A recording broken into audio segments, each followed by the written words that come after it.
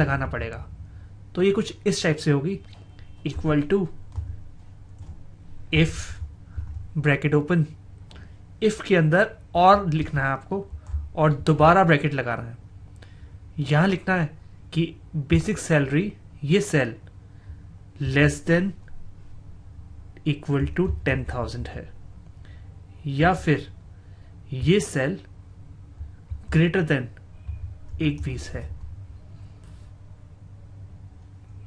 Bracket close कर देना है, फिर कॉमा। अगर ऐसा है तो होना चाहिए 5,000 वरना 2,000। तो इफ के अंदर और लगाना है, उसके बाद आपको ये वैल्यूज लिखनी है, उसके बाद यस वैल्यू और नो वैल्यू।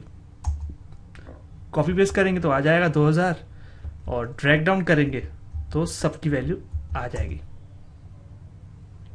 यहां पे हम लिखते हैं इक्वल टू और इफ लिखते हैं, ब्रैकेट ओपन करते हैं।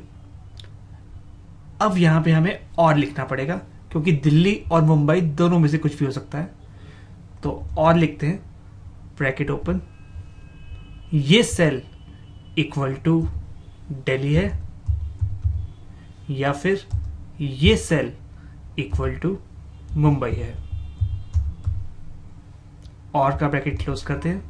अगर ऐसा है तो हो 2,000 वरना हो 1,500।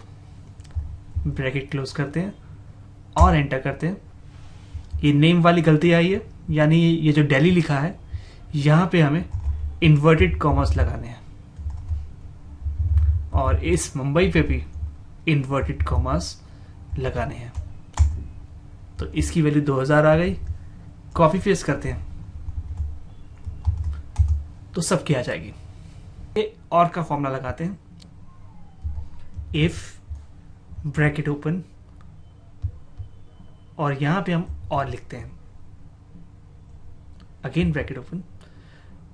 तो अगर ये सेल इक्वल टू गोवा है, गोवा को हमने इन्वर्टेड कॉमा में डाला, कॉमा, या फिर ये cell less than equal to 10,000 है।